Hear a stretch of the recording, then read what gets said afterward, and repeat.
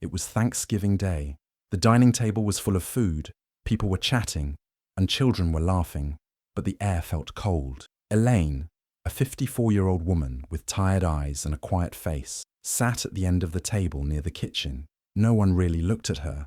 No one spoke to her. She just sat there, listening. Her oldest son, Marcus, stood up to make a toast.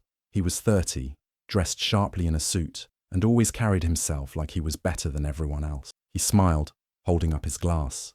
"Let's try something new this year," Marcus said loudly with a grin. "Mum can only talk if someone asks her a question. Agreed?"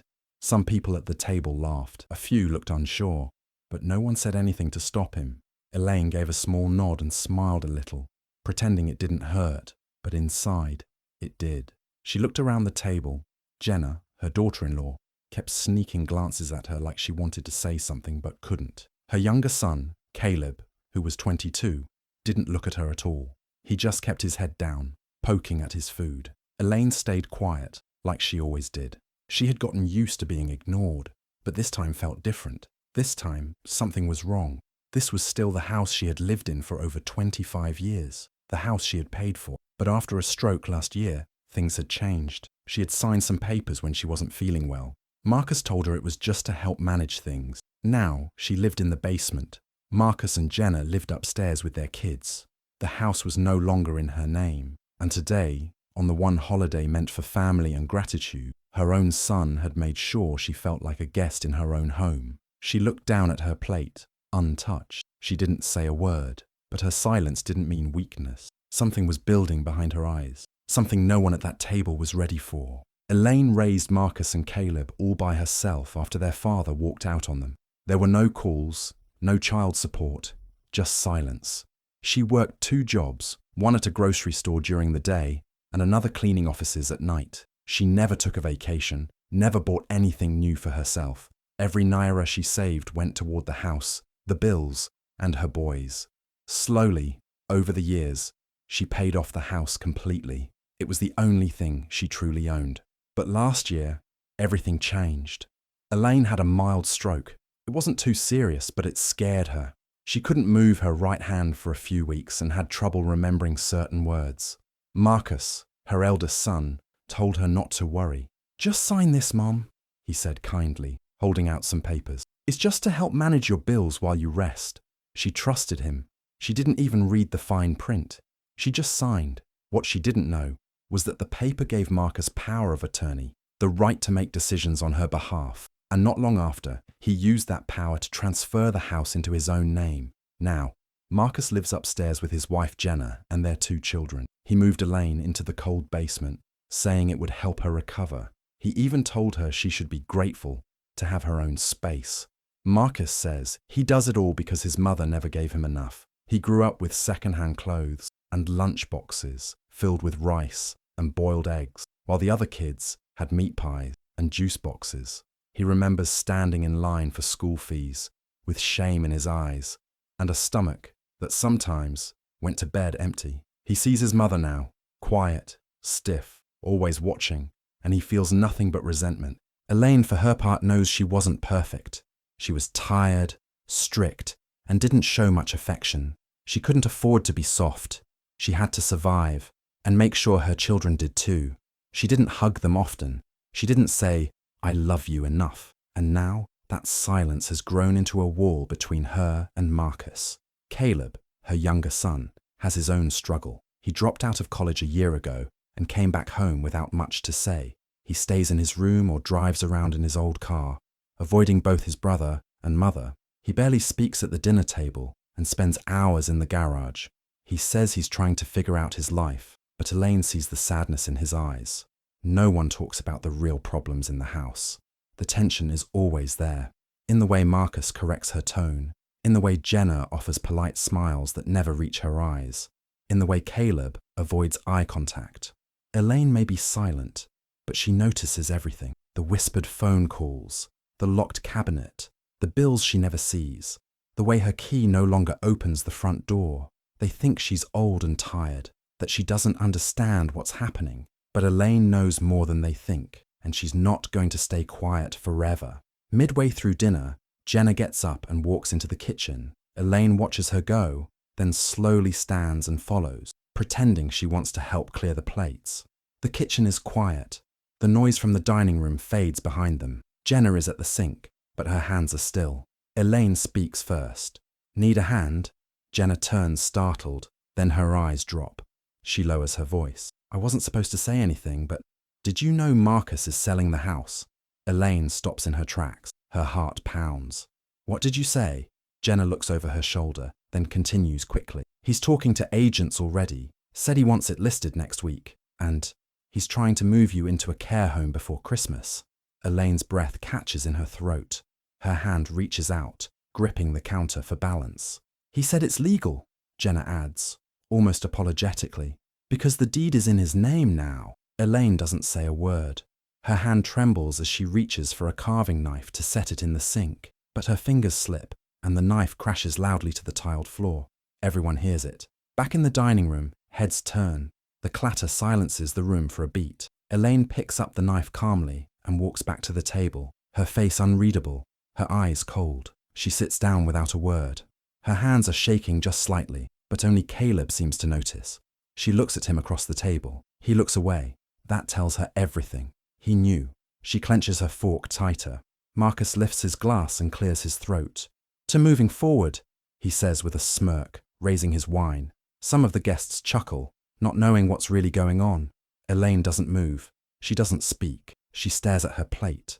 But she's not looking at the food. She's thinking, remembering, calculating. A storm is building inside her, and this time, she isn't going to let it pass quietly. Elaine quietly begins investigating. Late one afternoon, when Marcus takes the kids out and Jenna is in the shower, she slips into his home office upstairs. The drawers are locked, but the key is on a hook under the desk.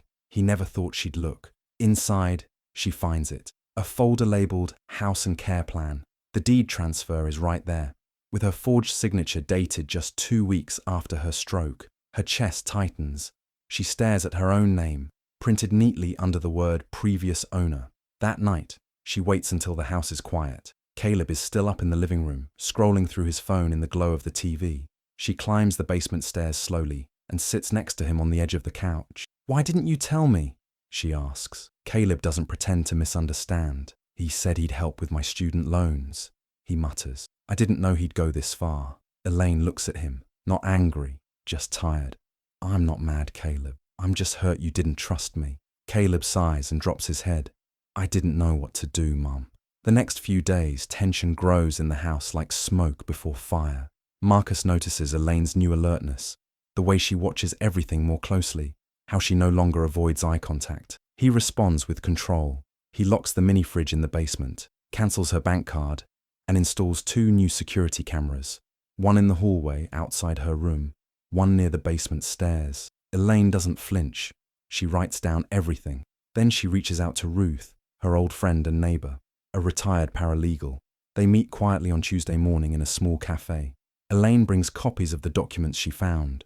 Ruth reads through them carefully, adjusting her glasses. "You signed this 2 weeks after your stroke?" Ruth asks. Elaine nods. "Then we may have something. If you were under medication, not thinking clearly, or felt pressured, it could be considered coercion, especially with no witnesses or legal review." They begin building a case.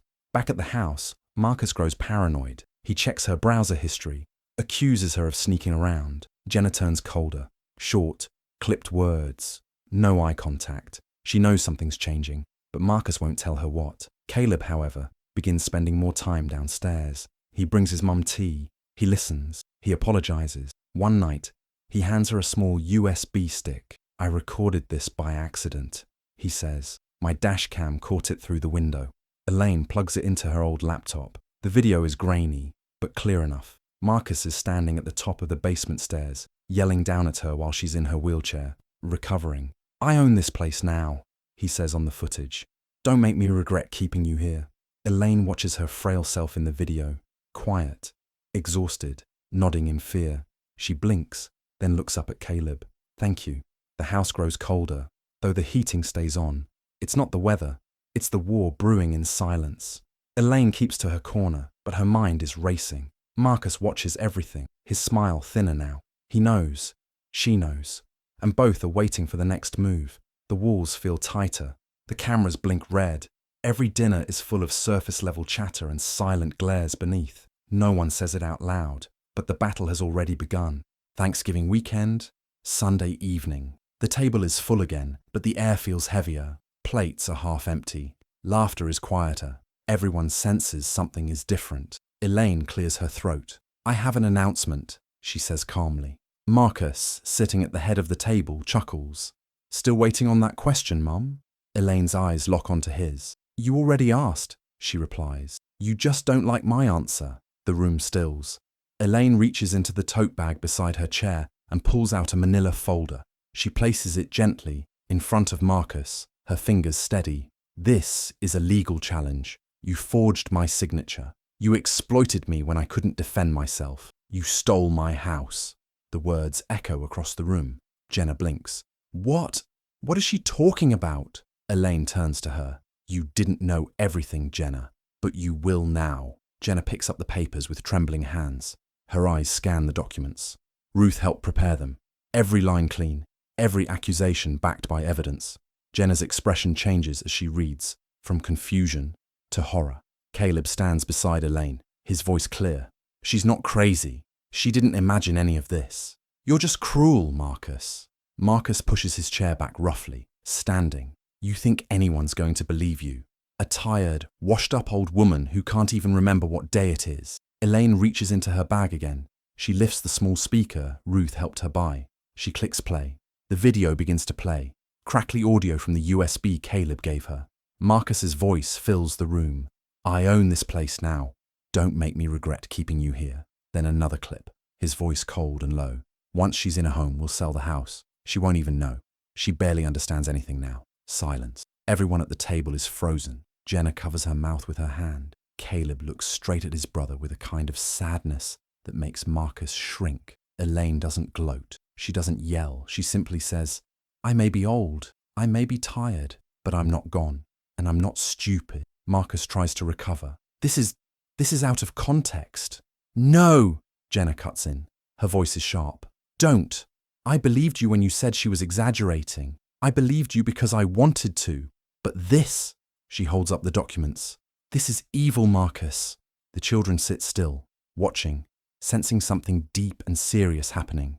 Elaine looks at them, her grandchildren, and speaks directly to them for the first time that weekend. "Don't ever let anyone make you feel invisible, not even your own family." Marcus storms out of the room, muttering curses, his face red with anger and shame. Elaine breathes in deeply. Her hands are still, her spine straight. She has taken her place back at the table, not by permission, but by truth. The silence that follows isn't empty, it's respect. The very next week, Elaine sits in a small courtroom, not as a victim, but as a plaintiff. Ruth sits beside her, calm and prepared. Elaine's new attorney, a sharp young woman named Mariah, speaks on her behalf. The judge reviews the evidence, the forged deed, the video, the medical records from the stroke that left her disoriented when she signed away everything. The court grants an emergency stay. The house cannot be sold. Marcus is ordered to vacate the property within 30 days pending a full hearing. Until then, Elaine is legally restored as the rightful occupant. Marcus doesn't attend the hearing. His lawyer stands in for him, stone-faced. Back at home, Jenna quietly packs her things. The kids help carry boxes to the car. There's no screaming, no drama, just a quiet grief in her eyes. Before she leaves, she approaches Elaine. "I didn't know how bad it was," Jenna says, voice low. "I thought he was just being strict, but I should have seen it. I'm sorry." Elaine nods, her face calm. "Thank you for saying that." Jenna pauses. "If it means anything, the kids love you. They always have. Even when you were locked downstairs, they still asked where Grandma went." Elaine doesn't cry. She simply places a hand on Jenna's shoulder and says, "Take care of them, and take care of yourself." Jenna nods and leaves. The house is quiet again, but not in the way it used to be. Caleb stays behind. He doesn't say much, but he pulls up the carpet in the living room like he promised. He replaces the light bulbs, clears out the garage. Slowly, a rhythm begins. Some nights, they eat together. Most nights, they don't. But when he leaves, he always says, "Good night, Mum." Elaine reclaims her bedroom. The curtains that stayed closed for nearly a year are pulled wide open. Light floods the room in the mornings now. She changes the bedding, dusts the windowsills, and places a photo of her boys, when they were young and still believed she could fix everything, on the nightstand. One evening, she finds Caleb sitting outside, his hoodie pulled tight around him. She brings him a cup of tea and sits beside him. No words, just the stars above them. He breaks the silence. I start night classes next month, business admin. Elaine looks at him and smiles. That's good. He nods. I'm trying. I know, she says, and I see you. They sit there a little longer. Later that week, Elaine calls Ruth and laughs for the first time in months. They talk about repainting the living room, about maybe turning the basement into a guest room, not a prison. This is her house now. Again, her rules and her silence. It no longer hides pain. It holds peace. It's a quiet Sunday afternoon. Light spills through the windows, warming the wooden floor. Elaine sits curled up on the couch, a book resting open in her lap. There's peace in her posture, a quiet strength in the way she holds herself now. Caleb enters the room slowly, holding a mug of tea for her. She takes it with a small smile, and he sits beside her. A few moments pass before he speaks. Mum, can I ask you something? Elaine closes her book and places it gently on the coffee table. Of course. He fidgets with the edge of his sleeve. His voice is softer than usual. Why didn't you ever tell us how hard it was for you, back then, when we were little? Elaine looks ahead, not at him, but somewhere past the window, as if watching old memories walk by. Her voice is calm, steady. Because no one asked, that's all she says. But it's enough. Caleb nods slowly, absorbing her words like a truth he should have known. They don't fill the space with more questions or apologies. They don't need to. They sit together, in the stillness. The silence no longer sharp or sad, just full of everything that didn't need to be said anymore. This time, the silence means they are healing. This time, someone asked. And this time, Elaine was finally heard. Hey besties, thanks for watching till the end. If the story touched you, don't forget to like, leave a comment, and subscribe for more deep and emotional stories. See you in the next one. Bye.